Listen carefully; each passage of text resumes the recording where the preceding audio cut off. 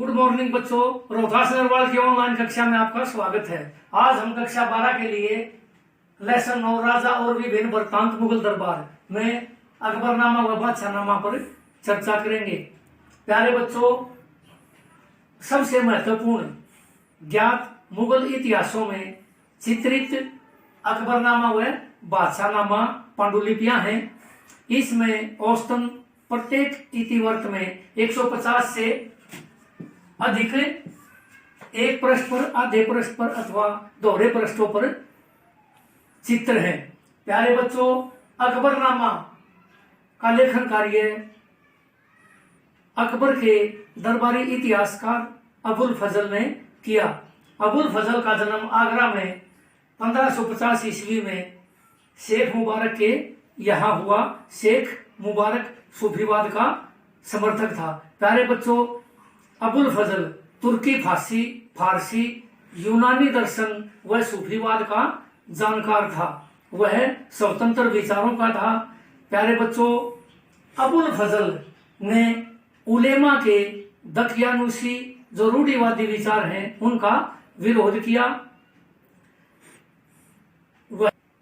वह इतिहासकार व साहित्य का जानकार था और स्वतंत्र विचारों का था। अकबर ने उसके इन्हीं गुणों से प्रभावित होकर 1589 ईस्वी में उसे अपना दरबारी इतिहासकार नियुक्त किया और उसे अकबरनामा लिखने के लिए कहा।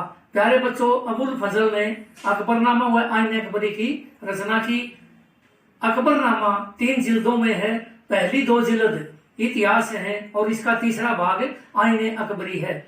प्यारे बच्चों, अबुल फजल ने इस पर 13 वर्षों तक कार्य किया और इसमें अनेक सुधार किए।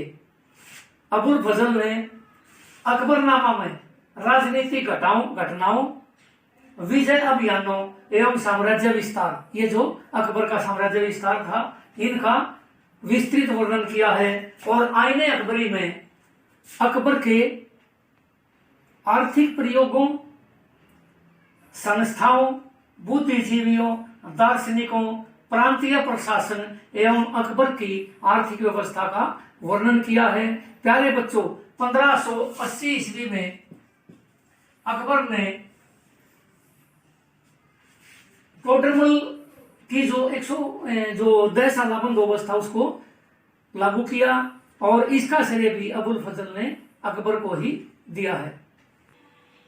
अकबर के साम्राज्य को जैनों, बौद्धों, ईसाइयों, हिंदुओं और मुसलमानों के भिन्न भिन्न आबादी वाले मिश्रित साम्राज्य के रूप में प्रस्तुत करता है।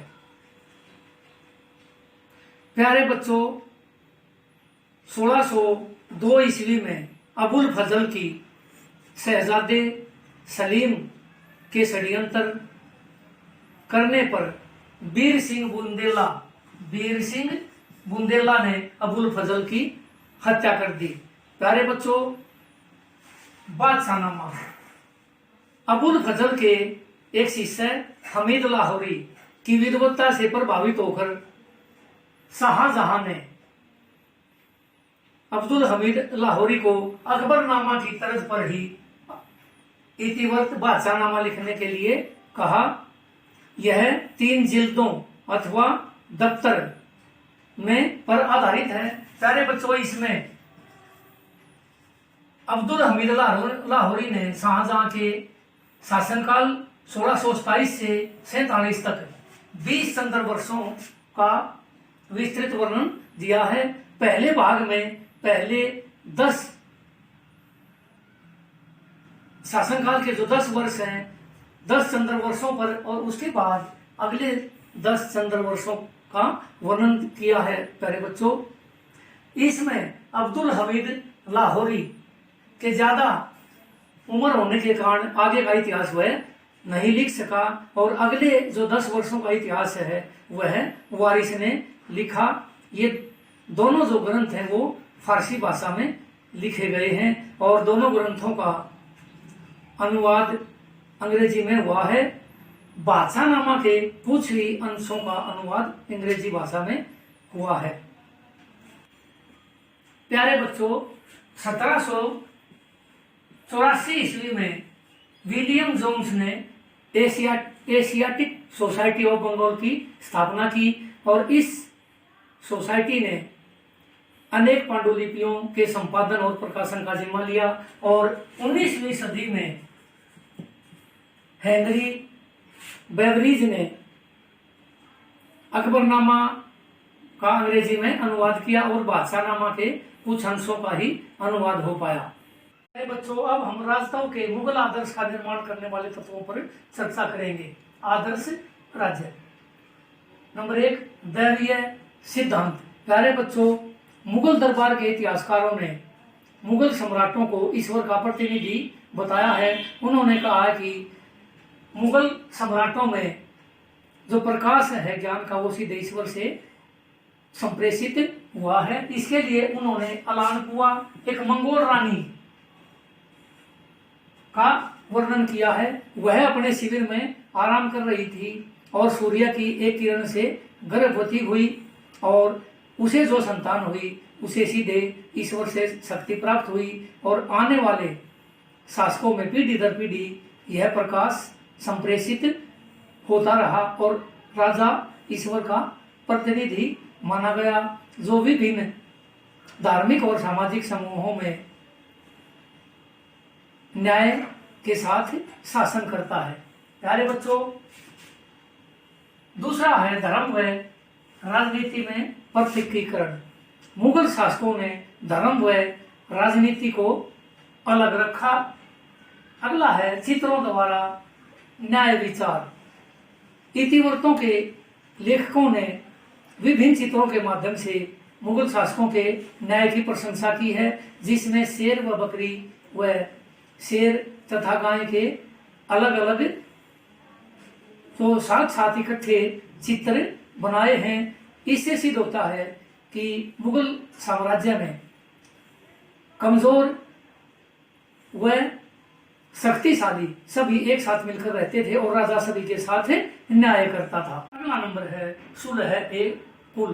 प्यारे बच्चों, मुगल शासकों ने सुलह ए कुल की नीति का अनुसरण किया। अकबर ऐसा पहला सुल्तान था जिसने धर्म व जाति के भेदभाव को त्याग दिया।